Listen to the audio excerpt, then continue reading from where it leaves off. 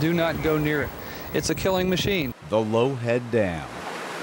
We were lucky that we didn't have 2 fatalities that were taken out in body bags. They're called dams of death. There are 254 statewide.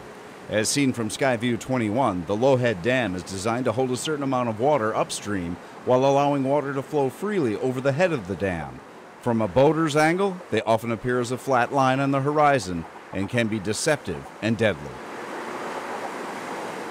It's a drowning machine. And here's why. We have a cutaway look at a Lowhead Dam. You can see the structure here.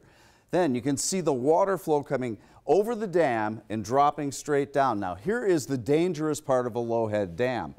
Once this water gets over the dam, it begins this circular motion and starts to churn. They call it like a washing machine. This can suck boats and people under the water and hold them there for long periods of time.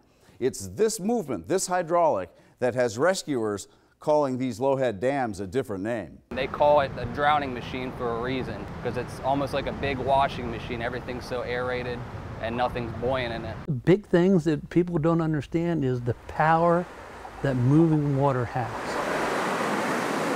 We don't understand, we as humans don't understand the power that water has until something has happened. Harrisburg's Dock Street Dam is notorious for its inherent danger, yet for years people have defied the warning signs all around Lowhead dams. Established in 1910 to create a better waterfront environment for the city, the Dock Street Dam is about a mile long. Its currents have taken dozens of lives and leave rescue teams worried and constantly training for the worst-case scenarios. A boat with, 2 and 3 people in, and we've had that over the years where it goes in, then the water comes over the front of the boat or whatever, the side of the boat. If the boat gets sideways, fills it up with water and then just flips it. One of the most famous rescues came in 2016 when a fisherman, thrown from his boat and stripped of his clothes by the blazing current, managed to hang on until no less than 3 rescue boats pulled him to safety. Very, very happy the man's alive. But it doesn't have to be a large Lowhead Dam to be dangerous. Does it matter how big or small they are as to the threat they could pose? No.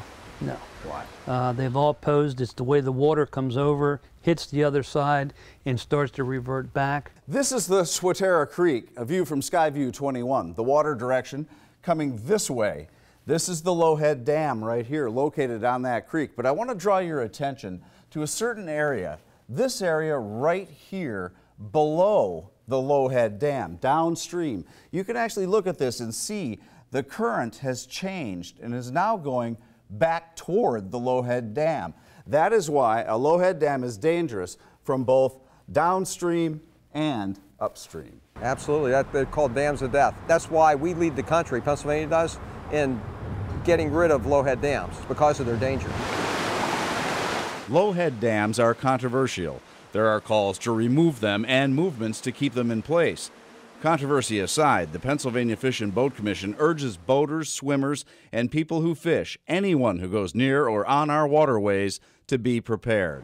Wear a life jacket, check for hazards, and watch for warning signs and buoys. Above all else, know the water. You really got to be careful. You got to know the water. You got to know the conditions that you're entering into, and then just use common sense about where to boat, where not to boat. For now, Lowhead dams are the focus of water rescue teams across Pennsylvania because they present one of, if not the most challenging situation for rescuers. We do a lot of training at the dam. We do a lot of training because we're the ones that have to do the rescues or recoveries or whatever happens out there.